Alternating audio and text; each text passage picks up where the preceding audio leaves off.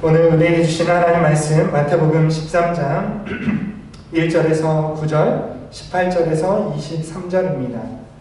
같이 읽도록 하겠습니다. 그날 예수께서 집에서 나가사 바닷가에 앉으시니 큰 무리가 그에게로 모여들거늘 예수께서 배에 올라가 앉으시고 온 무리는 해변에 서 있더니 비유로 여러 가지를 그들에게 말씀하여 이르시되 씨를 뿌리는 자가 뿌리러 나가서 뿌리세 더러는 길가에 떨어짐에 새들이 와서 먹어버렸고 더러는 흙이 얇은 돌밭에 떨어짐에 흙이 깊지 아니하므로 곧 싹이 나오나 해가 돋은 후에 타서 뿌리가 없어짐으로 말랐고 더러는 가시떨기 위에 떨어짐에 가시가 자라서 기운을 막았고 더러는 좋은 땅에 떨어짐에 어떤 것은 100배 어떤 것은 60배 어떤 것은 30배의 결실을 하였느니라. 귀 있는 자는 들으라 하시니라. 18절입니다. 그런즉 씨 뿌리는 비유를 들으라.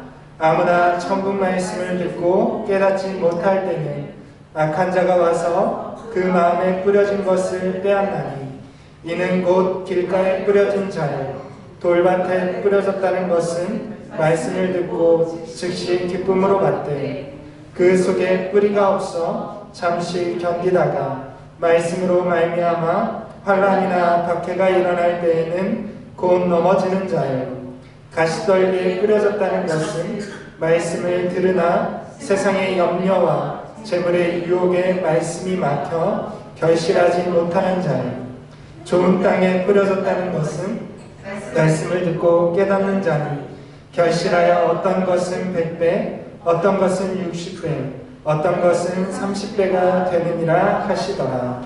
아멘. 오늘 제목은 결실하지 못하는 이유라는 제목으로 말씀을 나누도록 하겠습니다. 모든 비유에는 비유의 목적이 있습니다.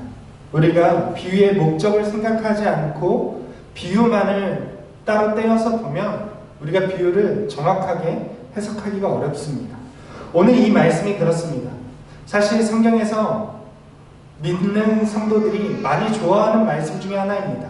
30배, 60배, 100배의 결실을 얻을 것이라는 약속이 되어 있기 때문에 그렇습니다. 그런데 사실 오늘 본문의 말씀은 그렇게 우리에게 주시는 축복에 대한 말씀이 아닙니다. 이 본문은 예수님께서 이 비유를 들어서 이야기하고 싶은 목적이 따로 있습니다. 그것이 무엇인지 한번 살펴보도록 하겠습니다. 예수님은 메시아로 이 땅에 오셔서 복음을 전하셨습니다.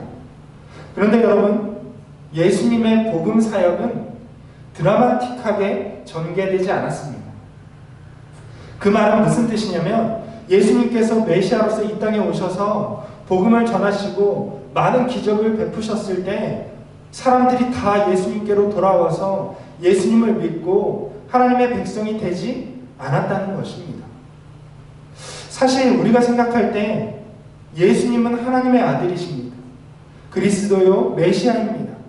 예수님이 복음을 전했다면 사실 많은 사람들이 구름대와 같이 예수님께 몰려들어와서 예수님을 믿고 예수님의 제자가 되어야 했습니다. 그런데 현실은 어땠습니까? 여러분, 예수님께서 복음을 1년 넘게 지금 전하고 있는 시점인데 사람들이 예수님을 끝까지 믿고 따르는 사람, 제자가 된 사람은 굉장히 소수였다라는 것입니다. 심지어 예수님은 사람들이 반응하지 않는 것에 의해서 심판을 선언하실 정도였습니다. 그러니 예수님의 복음 사역이 성공적이지는 않았다는 것을 알 수 있습니다. 사람들의 반응이 굉장히 미지근했습니다. 천국의 복음을 들었고 예수님은 귀신을 쫓아내시기까지 했습니다. 그런데 사람들은 예수님께 반응하지 않았습니다. 또 바리새인들은 예수님을 적대시했습니다. 또 일부의 사람들은 예수님이 기적을 베풀 때는 환호하고 예수님을 믿는 것처럼 보여졌지만 예수님을 떠나고 말았습니다. 그 중에 극소수의 사람들만 남아서 예수님의 제자가 되었습니다. 여러분, 어째서 예수님의 복음 사역은 우리의 예상과 사람들의 예상과는 다르게 흘러갔을까요? 메시아이신 하나님의 아들이신 예수님께서 복음을 전하셨는데도 어째서 사람들은 복음을 믿지 않고 예수님을 따르지 않았을까요? 어쩌면 우리는 이렇게 핑계댈 수 있을지 모릅니다. 예수님도 복음을 전해서 크게 성공하지 못했는데, 실패에 가까웠는데, 오늘날 우리가 예수님도 아닌데 복음을 잘 전할 수 있을까요? 사실 예수님의 제자들에게도 매우 이것은 중요한 문제였습니다. 어째서 예수님께서 저렇게 진리의 말씀을 전하고 또 많은 이적을 보여주시는데 사람들이 따르지 않는가에 대한 굉장한 의문을 가지고 있었습니다. 예수님의 능력을, 또 예수님의 메시아임을 의심하게 되는 계기가 되기도 했습니다. 오늘 그 의심과 의문에 대한 대답이 마태복음 우리가 같이 읽은 13장의 씨 뿌리는 비유가 예수님의 대답입니다. 하나님의 아들이신 예수께서 전한 복음을 어째서 사람들이 반응하지 않고 순종하지 않는지에 대한 예수님의 대답이 씨 뿌리는 비유라는 것입니다. 그러면 오늘 이 비유의 말씀을 통해서 어째서 예수님의 복음에 대해서 사람들이 반응하지 않았는가 같이 한번 살펴보도록 하겠습니다. 여러분, 이 비유는 씨 뿌리는 비유로 되어 있습니다. 예수님께서 씨 뿌리는 자의 비유를 들으라고 제목을 친히 정해주셨습니다. 여러분, 씨를 뿌린다는 것은 예수님께서 천국 말씀을 전하는 것을 가리킵니다. 예수님께서 농부가 되어서 복음의 씨앗을 뿌린다라고 말씀하는 것입니다. 그런데 예수님께서 농부가 되어서 씨앗을 뿌릴 때에 같은 밭에 뿌린 것이 아니라 여러 가지 각기 다른 밭에 씨앗을 뿌리셨습니다. 일부러 뿌리셨다라는 것을 우리가 보아야 합니다. 어쩌다가 길가에 그냥 떨어진 것이 아니고 예수님 분명히 길가에도 뿌렸고 돌밭에도 뿌렸고 가시떨기에도 뿌렸고 좋은 땅에도 뿌렸다라고 이야기합니다. 여러분, 그렇습니다. 그런데 길가와 돌밭, 가시떨기, 좋은 땅에 예수님이 각각 복음의 씨앗을 뿌렸는데 이 밭의 차이가 결실의 차이를 만들어냈습니다. 여러분, 그렇습니다. 이 비유의 결론은 너무 간단합니다. 씨앗과 농부는 동일한데 밭의 차이로 인해서 결실의 차이가 나타난다는 것입니다.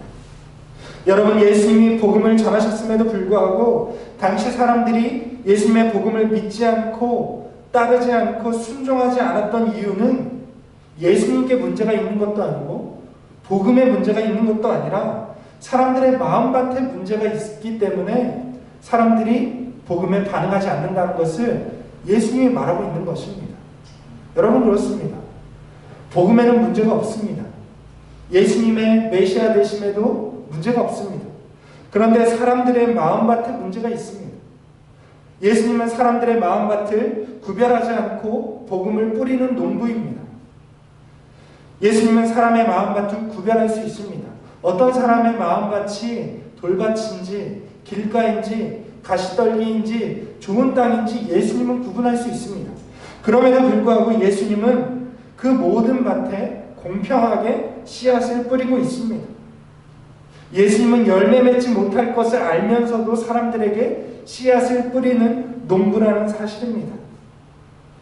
사실 복음을 듣는 모든 사람들에게는 심각한 문제가 있습니다. 성경은 사람이 죄를 범하여서 하나님의 영광에 이르지 못했다라고 합니다.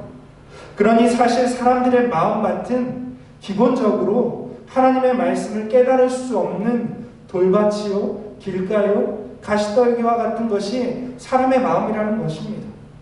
사실상 사람의 마음에는 좋은 땅이란 존재하지 않는다는 것이죠. 우리는 이렇게 생각합니다.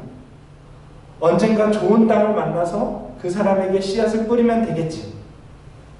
그런데 사실상 성경은 사람의 마음밭이 기본적으로 열매 맺을 수 없는 상태라고 이야기하고 있습니다. 여러분, 그것이 바로 은혜입니다. 하나님의 말씀을 듣고 복음의 씨앗이 자라는 좋은 땅이 되는 것이 바로 은혜라는 사실입니다. 원래 그것은 우리는 열매를 맺을 수 있는 능력이 우리 속에 없는데 하나님은 은혜를 주셔서 좋은 땅으로 기경해 주신다는 것. 그것이 바로 은혜인 줄로 믿습니다.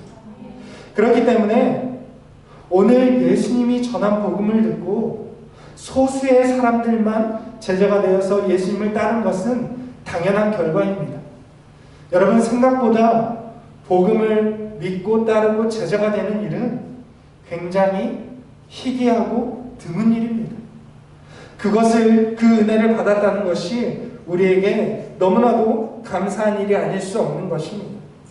그러면 사람들의 기본적인 마음과 열매 맺을 수 없고 복음을 깨달을 수 없는 사람들의 마음같이 어떠한 상태인지를 비유를 통해서 하나씩 알아볼 수 있도록 하겠습니다.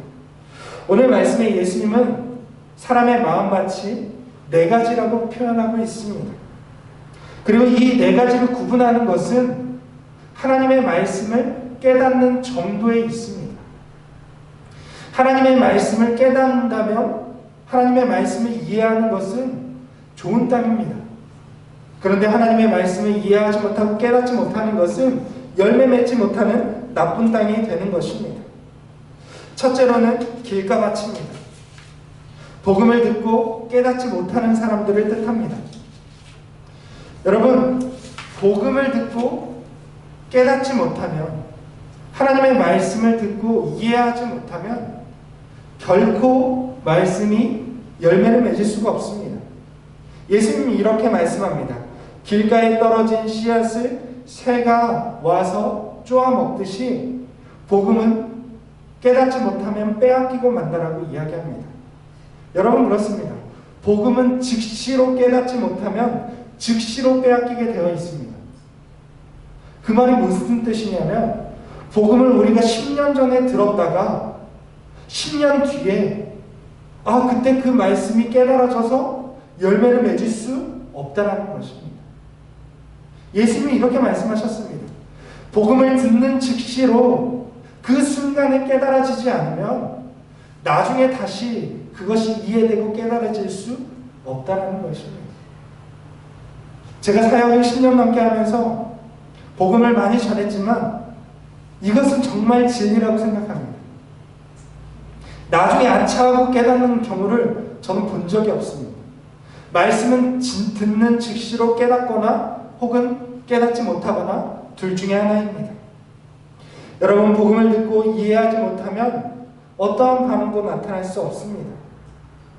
여러분, 그렇습니다. 기독교 신앙은 복음을 깨닫는 것에서 출발합니다. 복음을 이해하는 데서 출발합니다. 무조건 아멘 한다고 해서 복음이 열매 맺는 것이 아닙니다. 복음은 깨닫기 위해서 노력해야 하는 것입니다. 오늘 말씀을 보면 예수님은 복음의 비유를 제자들에게만 이야기하고 설명하고 있습니다. 예수님은 비유로서 많은 사람들에게 천국에 대해서 복음을 전하셨지만 이 비유를 풀어주신 것은 제자들에게만 풀어주셨습니다. 제자들이 깨달음을 얻을 수 있도록 자세히 가르쳐 주셨습니다. 그래서 제자들은 예수님께 복음 과외를 받았다라고 볼 수 있습니다. 성경을 통해 우리는 예수님이 제자들에게 풀어주신 비유에 대해서 우리는 알 수 있습니다. 우리 역시 예수님의 가르침, 깨달음을 얻을 수 있는 기회가 있는 것입니다. 여러분, 그렇습니다. 우리가 복음을 깨닫기 위해서 열심히 성경을 배워야 합니다. 어떤 사람들은 믿으면 다 된다고 생각합니다. 성경에 대해서 깨달음이 부족해도 된다고 생각합니다. 여러분, 결코 그렇지 않습니다. 여러분, 성경을 깨닫고 이해하고 배우는 데에서부터 우리의 신앙이 자라가는 것입니다. 우리가 배우려 하지 않고 깨달으려 하지 않고 성경의 말씀을 깊이 있게 이해하려 하지 않으면 결코 자랄 수 없고 열매 맺을 수 없다는 사실을 기억하시길 바랍니다. 우리가 하나님의 말씀을 깨닫지 않으면 즉시로 그 복음의 씨앗을 사탄에게 빼앗겨버리고 말 것입니다. 예수님은 그런 사람에게는 열매 맺을 수 없다라고 말씀하십니다. 그리고 두 번째로는 돌밭입니다. 어떤 사람의 마음밭은 돌밭과도 같습니다. 이 사람들은 복음을 듣고 즉시로 기쁘게 받아들이지만 내적 확신이 없는 사람들을 의미합니다. 예수님이 사셨던 갈릴리와 유대의 토양은 암석지대입니다. 석회암과 현무암이 가득한 돌밭이었습니다. 그래서 흙은 비옥하지만 돌 위에 있는 흙이 얇을 경우에는 뿌리를 내리지 못해서 즉시로 말라버리고 죽고 말았습니다. 예수님은 바로 믿음의 뿌리가 없는 사람들에 대해서, 돌밭과 같은 사람들에 대해서 이렇게 말씀하고 있습니다. 내적 확신이 없는 사람은 믿음의 뿌리가 없는 사람이다. 여러분, 무엇을 의미합니까? 이런 사람들은 믿음의 뿌리가 자기 안에 있는 것이 아니라 외부의 자극에 있다는 것입니다. 여러분, 사람들이 이와 같습니다. 예수님의 기적을 보고 사람들이 열광을 했습니다. 예수님이 장애인들을 고치고 병든 사람들을 고치고 귀신을 쫓아내실 때에 사람들이 막 열광을 했습니다. 그리고 사람들이 가장 열광한 기적이 무엇인지 아십니까? 오병이어의 기적을 사람들이 가장 열광했습니다. 예수님께서 보리떡 5개와 물고기 2마리로 5,000명을 먹이셨을 때 사람들이 예수님을 왕으로 삼으려고 했습니다. 예수님을 메시아로 인정했습니다. 그런데 어떻게 됐습니까? 그 사람들이 어디에 갔습니까? 여러분, 예수님께 열광했던 사람들은 하나같이 다 예수님을 떠나갔다는 것입니다. 어째서 그렇습니까? 여러분, 이런 사람들, 마음밭이 돌밭인 사람들은 자기 마음속에 믿음의 뿌리가 있는 것이 아니라, 내적 확신에 있는 것이 아니라 외부의 자극에 있습니다. 기적이 주어지고 뭔가 눈에 보이는 것이 있을 때는 열광하고 환호합니다.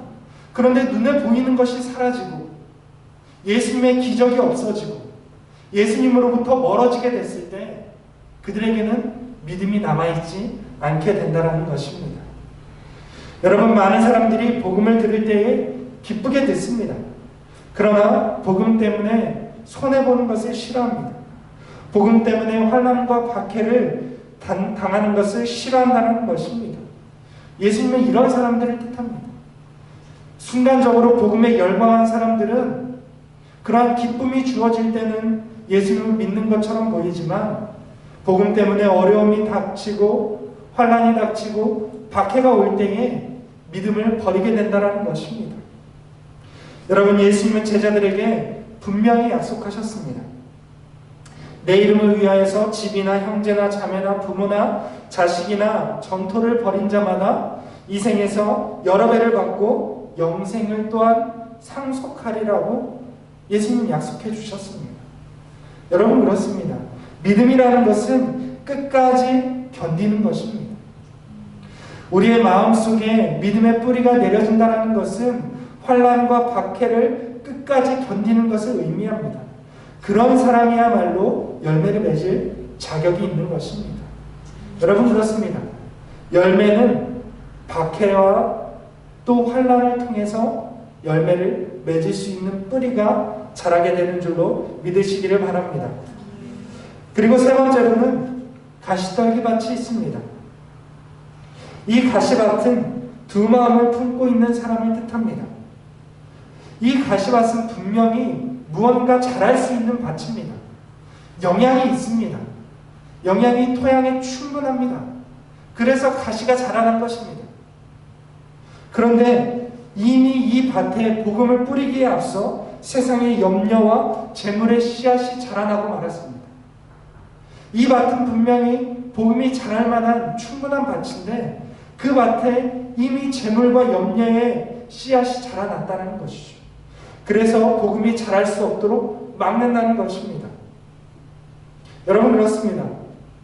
성경은 재물과 하나님을 겸하여 섬길 수 없다라고 분명하게 말씀하고 있습니다.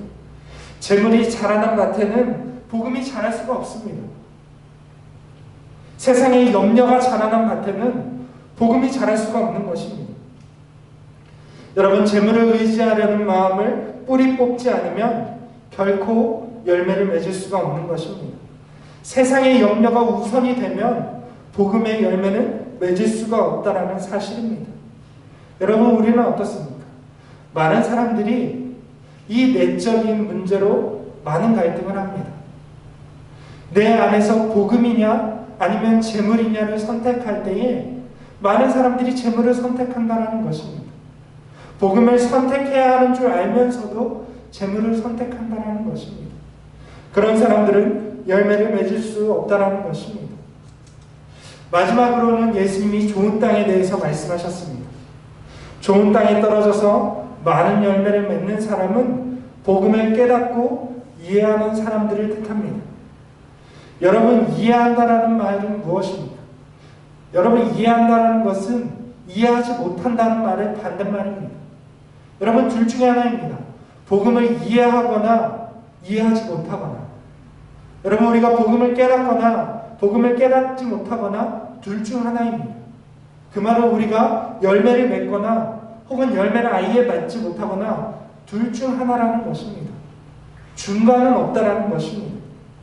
그런데 예수님께서는 오늘 복음을 아예 깨닫지 못하는 길가와 같은 사람, 복음을 깨닫고 좋은 땅에 열매 맺는 사람 중간에 돌밭과 가시떨기의 중간 단계를 말씀하셨습니다. 여러분, 무엇일까요? 깨달음과 깨닫지 못함에는 중간이 없습니다. 여러분, 이것은 깨달음이 무엇인지에 대해서 설명하는 역할입니다. 여러분, 무엇이 깨닫는 것입니까? 무엇이 복음을 이해하는 것입니까? 복음을 깨닫는다는 것은 지적으로 복음을 알게 되었다는 것을 의미하지 않습니다. 복음을 깨닫는다는 것은 복음을 듣고 확신할 뿐만 아니라 외적인 어려움과 박해를 견디고 내적인 재물의 염려와 세상의 염려를 이겨내는, 내적인 유혹을 이겨내는 사람이 깨닫는 사람입니다. 여러분, 그렇습니다. 우리가 어떻게 열매 맺을 수 있습니까?